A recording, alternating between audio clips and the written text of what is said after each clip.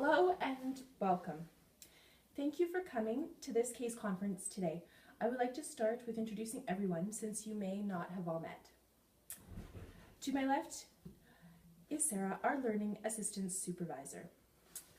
And this is Mr. Power Ranger, our classroom teacher, Mr. Tiger, our school counselor, Mrs. Hello Kitty, our speech and language therapist, our puppy who's our occupational therapist, Mr. Pink Teddy Bear, who is our school psychologist, and our sheep, who's Mum.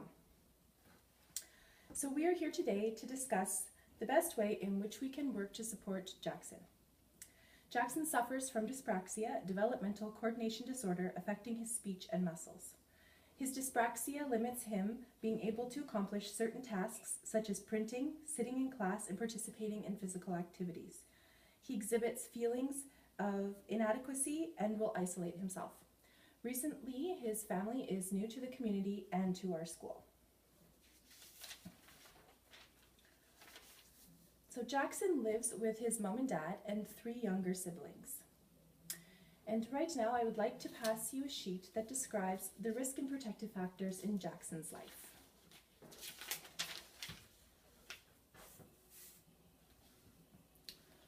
So some of the risk factors include his diagnosis of dyspraxia. His father is unemployed and recently they have a low socioeconomic status. Jackson has previously had tests done and has low average intelligence. He segregates himself from his peers, displays behavior that is withdrawn, and struggles with socializing with friends.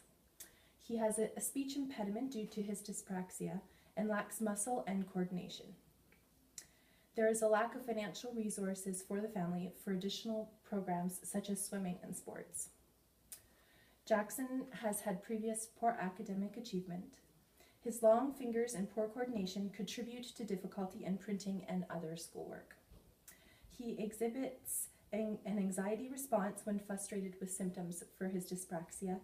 He has a poor relationship with his father and is constantly moving neighborhoods and schools. In the past 3 years, he has been to 5 different schools.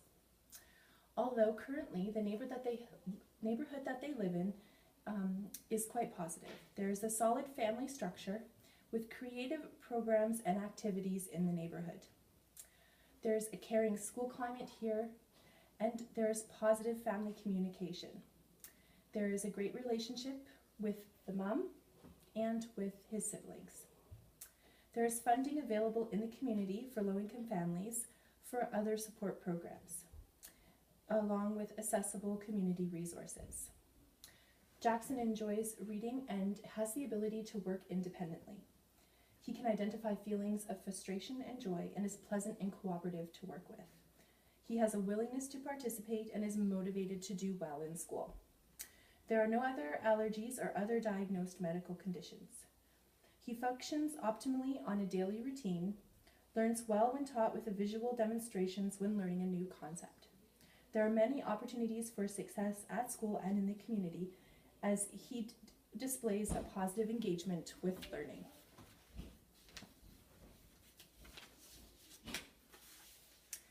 So I have developed a table that shows, as I only have 10 minutes to advocate for Jackson's optimal care, I have drawn his ecological system to capture his current situation. I will be focusing on 3 priorities that are points of intervention that I have highlighted on this ecological map. And I will pass one to each of you.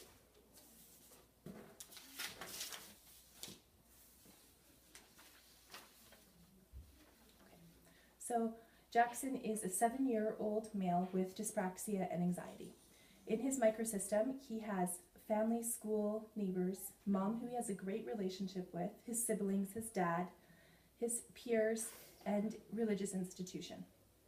In his mesosystem, he has interaction with his siblings, his neighborhood, and the parent connection with school and parenting style. His exosystem includes social services, health services, school district, extended family. His father is currently unemployed, and they have a positive home environment. In the macro system is his culture. He is a white male, and however, in our community there is a lack of affordable housing and a poor job economy. Therefore, the parents are on social assistance.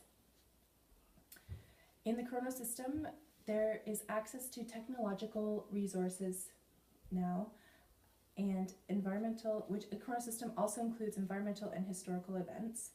They do have been unfortunate to have to move around frequently and have experienced the death of his grandmother, who he was really close to.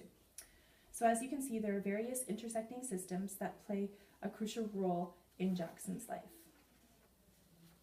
So supports and interventions that might be needed to reduce the identified risk factors include putting a school-based team together to address Jackson's dyspraxia, having speech and language therapy and initiating occupational therapy, determining what kinds of connections we can help Jackson make with his classmates, as well as recommending other community resources to the family.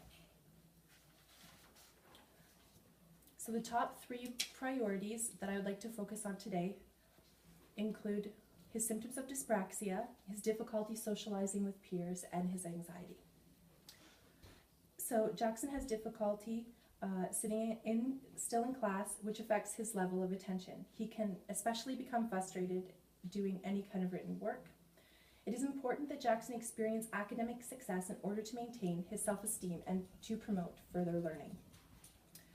We can do this through continued support, encouragement, and positive feedback from his teachers and parents, a weekly small group program designed to improve reading of non-functional material. Computer programs like Kurzweil may be helpful, especially as writing demands increase. This funding comes through Skills BC. Hopefully he would be eligible for his own computer. He can engage in literacy activities with the community library and the Campbell River Literacy Now program. Occupational therapy can be put in place to address fine motor and control problems, as well as speech therapy.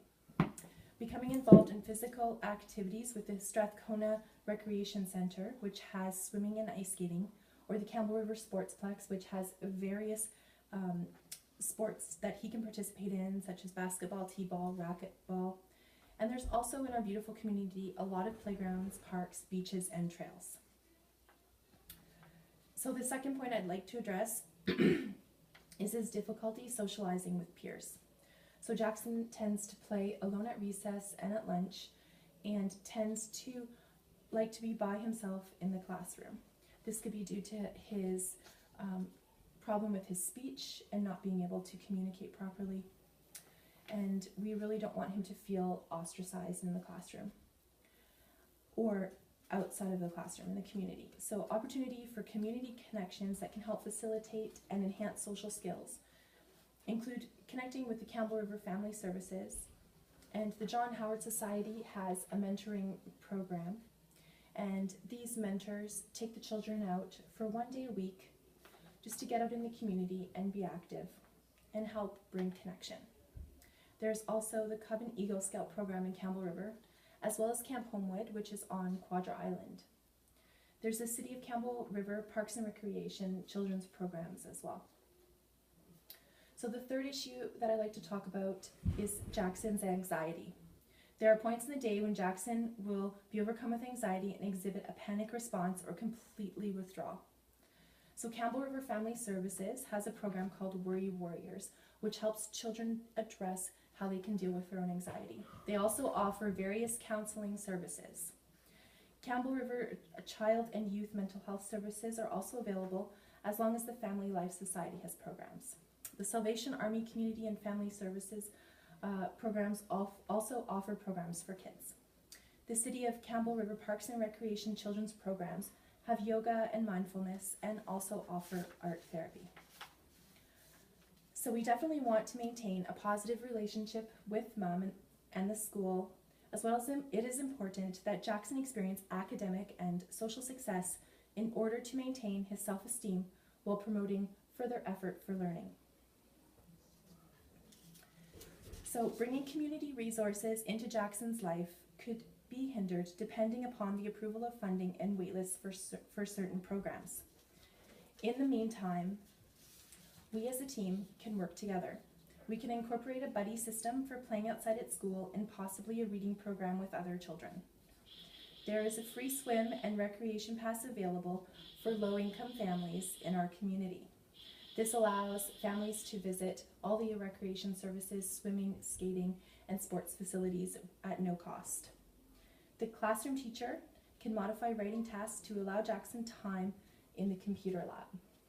We can put feet outlines on the floor under his desk to encourage proper sitting, and we can also give him a special kind of pencil that allows him to be able to not struggle so hard when he's doing his printing tasks in class. So it looks like we have a great multidisciplinary team here, along with a great plan in place to start supporting Jackson. Thank you.